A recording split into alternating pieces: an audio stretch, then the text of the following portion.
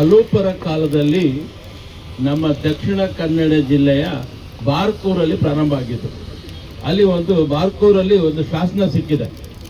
ಅದರ ಪ್ರಕಾರ ಅಲ್ಲಿ ಪ್ರಾರಂಭ ಆದಂತಹದ್ದು ತುಳುನಾಡಿನ ಎಲ್ಲ ಭಾಗದಲ್ಲೂ ಅದು ನಡೀತಾ ಬಂತು. ಅದು ಹೇಳ್ತದೆ, ಸುಮಾರು 700 ವರ್ಷದ ಇತಿಹಾಸ ಅದು. ಈ ಕೋಣಗಳಿಗೆ ಟ್ರ್ಯಾಕ್ ಅನ್ನ ಮಾಡಿ ದಲಿತರನ್ನ ಮೊದಲು ಓಡಿಸ್ತಾ ಇದ್ರಂತೆ. ಗಾಜು, ಕಲ್ಲು, ಮಣ್ಣು ಚುಚ್ಕೊಳ್ಳೋದಾದ ಅವರು ಚುಚ್ಕೊಳ್ಳಿ, ಆಮೇಲೆ ಕೋಣ ಓಡಿಸೋದು. ಇದು ಪ್ರಾರಂಭವಾದಂತ ಈ ಕಂಬಳ ಅಲ್ಲಿದು ಇತಿಹಾಸ ಇರ್ತಕ್ಕಂಥದ್ದು.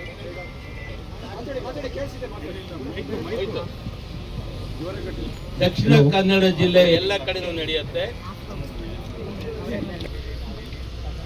ಬಾರ್ಕೂರಿಂದ ಪ್ರಾರಂಭ ಆಗಿ ಮೂಡುಬಿದ್ರೆ, ಕಾರ್ಕಳ, ವೇಣೂರು, ಧರ್ಮಸ್ಥಳ, ಮತ್ತೆ ಮಂಗಳೂರು, ಪುತ್ತೂರು ಇಲ್ಲೆಲ್ಲ ನಡ್ಕೊಂಡ್ ಬರ್ತಾ ಇದೆ. ಇದು ಒಂದು ಜಾನಪದ ಕಲೆ ಮತ್ತು ಕ್ರೀಡೆ. ಈ ಜಾನಪದ ಕ್ರೀಡೆ ಇವತ್ತು ಮೋಜಿನ ಕ್ರೀಡೆ ಆಗ್ತಾ ಇದೆ. ಅಲ್ಲಿ ಮಾಡ್ತಾ ಇದ್ದಂತಹದ್ದು ಆ ಸಂದರ್ಭದಲ್ಲಿ ಇದೆಯೇ ಹೊರತು ಕರ್ನಾಟಕದಲ್ಲಿ ಅಥವಾ ನಮ್ಮ ಭಾಗದಲ್ಲಿ ಇದು ಮಾಡಿದ್ದಕ್ಕೆ ಯಾವುದೇ ಉದಾಹರಣೆ ಇಲ್ಲ. ದಸರಾ ವಿಜಯನಗರದ ಕೃಷ್ಣದೇವರಾಯನ ಕಾಲದಲ್ಲಿ ಪ್ರಾರಂಭ ಆಗಿದ್ದು. ಸುಮಾರು 416 ವರ್ಷಗಳ ಇತಿಹಾಸ ಇದೆ ದಸರಾಗೆ. ಅಲ್ಲಿ ಒಂದು ಮಹಾನವಮಿ ದಿಬ್ಬ ಅಂತಿದೆ. ಆ ದಿಬ್ಬದ ಕೆಳಗಡೆ ಅಡ್ಡಪಟ್ಟಿಗಳನ್ನು ಕೆತ್ತಿದ್ದಾರೆ.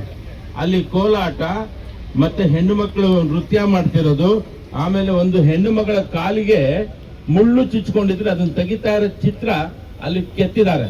ಆದ್ರೆ ಅಲ್ಲೆಲ್ಲಿಯೂ ಕಂಬಳದ ಕೆತ್ತನೆ ಇಲ್ಲ. ಅಲ್ಲಿಂದ ದಸರಾ ಶ್ರೀರಂಗಪಟ್ಟಣಕ್ಕೆ ಬಂತು. 1610ರಲ್ಲಿ ಮೈಸೂರು ಮಹಾರಾಜರಲ್ಲಿ ಪ್ರಾರಂಭ ಮಾಡಿದ್ರು ರಾಜ ಅರಸ್ ಅಂತಕ್ಕಂಥವ್ರು. ಅಲ್ಲಿಂದ ಮೈಸೂರಿಗೆ ಬಂದಿದೆ.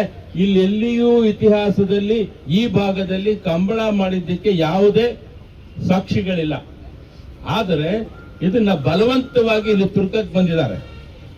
ಒಬ್ರೇ ಇದಕ್ಕೆಲ್ಲ ಕಾರಣ ಪುತ್ತೂರಿನ MLA, ಅವರ ಪ್ರತಿನಿಧಿ. ಮೊನ್ನೆ ನಾನು ಟಿವಿಲಿ ಮಾತಾಡುವಾಗ ಕೂತಿರೋ ದೇವಿ ಶೆಟ್ಟಿ ಅಂತ, ಅವ್ರು ಹೇಳ್ತಾರೆ ನನಗೆ, ನಾನು ಮೈಸೂರಲ್ಲಿದ್ದೆ, ಅವ್ರು ಬೆಂಗಳೂರಲ್ಲಿ ಕೂತಿದ್ರು, ಇದು ಇಲ್ಲಿಯ ಕಲೆ, ಇಲ್ಲಿಯ ಸಂಸ್ಕೃತಿ, ನೀವ್ಯಾಕೆ ಅದನ್ನ ವಿರೋಧ ಮಾಡ್ತೀರಿ? ಮೈಸೂರಿಗೆ ಮಹಾನದಿ ನೀರು ಇಲ್ಲಿ ಬರುತ್ತೆ, ಘಟ್ಟದ ಕೆಳಗಿನ ನದಿಯ ನೀರು ಮೈಸೂರಿಗೆ ಬರುತ್ತೆ. ನಮಗೆ ಬರೋದು ಕಾವೇರಿ, ನಾನು ಹೇಳಿದೆ ಕಾವೇರಿ, ಕಬಿನಿ ಮತ್ತೆ ಹೇಮಾವತಿ ನೀರು ಮೈಸೂರಿಗೆ ಬರ್ತಕ್ಕಂಥದ್ದು. ಎಲ್ಲಿಂದ ಬರ್ತದೆ? ಮೇಲಿಂದ. ಯಾವ ಮೂರ್ಖ ತರ್ತಾನೆ ಕೆಳಗಿಂದ ಘಟ್ಟದ ಮೇಲಕ್ಕೆ ನೀರನ್ನ? ಇದು ಹೇಳ್ತಾರೆ. ಆಮೇಲೆ ಈ ಕಲೆ ನಾವು ವಿರೋಧಿಸ್ತಾ ಇದೀವಂತೆ.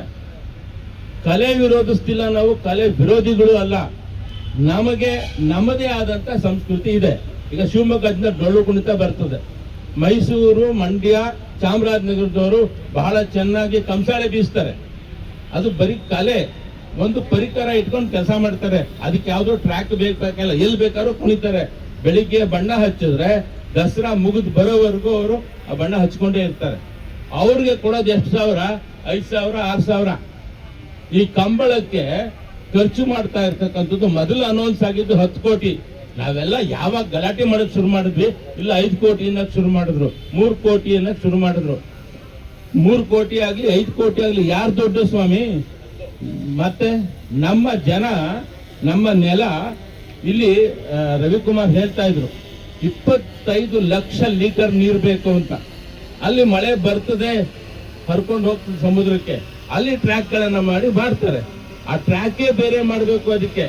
ಮತ್ತೆ ಇನ್ನೊಬ್ರು ಯಾರೋ ಹೇಳ್ತಿದ್ರು, ನಮ್ಮ ಕೋಣಗಳು ಮೈಸೂರಿನ ರಾಜರಿಗೆ ಒಪ್ಪದಲ್ಲ ಅವು ಅಂತ. ಅದು ಏನಿದ್ರು ನಮ್ಗೆ ವಿರೋಧ. ಅದು ಅವ್ರ ಲೆಕ್ಕಾಚಾರ. ಅವ್ರು ಎಂದಿಯೂ ಕೋಣ, ಈಗ ಪಟ್ಟದ ಆನೆ ಇದೆ, ಪಟ್ಟದ ಕುದುರೆ ಇದೆ, ಪಟ್ಟದ ಹಸು ಇದೆ, ಪಟ್ಟದ ಕೋಣ, ಪಟ್ಟದ ಎಮ್ಮೆ ಇಲ್ಲ.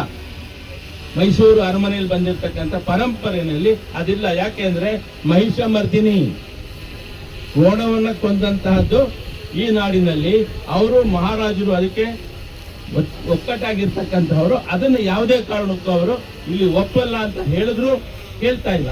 ಬಲವಂತವಾಗಿ ನಮ್ಮ ಮುಂದೆ ಅದನ್ನ ತುರುಕ್ತಾ ಇದ್ದಾರೆ. ನಾವೆಲ್ಲ ಎಚ್ಚೆತ್ಕೊಂಡಿದ್ದೀವಿ, ಇದು ಮಾಡಬೇಕಾದಿಲ್ಲ, ಇದಕ್ಕೆ ಬೇಕಾದಷ್ಟು ಹಣ ಖರ್ಚಾಗ್ತಾ ಇದೆ.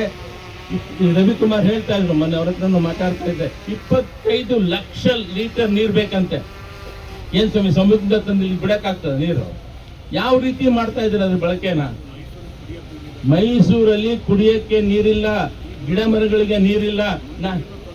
ನಾನು ಮುಂದ್ಗಡೆ ನಮ್ಮ ಮನೇಲಿ ಗಿಡಕ್ಕೆ ನೀರು ಹಾಕ್ತಿದ್ರೆ ವಾಕ್ ಹೋಗ್ತಾ ಇದ್ರು, ಬೈದ್ರು, ಸರ್ ನೀರಿಲ್ಲ ಸರ್, ಗಿಡ ಒಣಗೋದ್ರು ಪರವಾಗಿಲ್ಲ ಹಾಕ್ಬೇಡಿ ಅಂತ. ಇದು ಇವತ್ತಿನ ಸ್ಥಿತಿ ಇರ್ತಕ್ಕಂಥದ್ದು. ಏನಾದ್ರೂ ಮಾಡಿ ನಾವು ಇದನ್ನ ತಡಿಬೇಕು.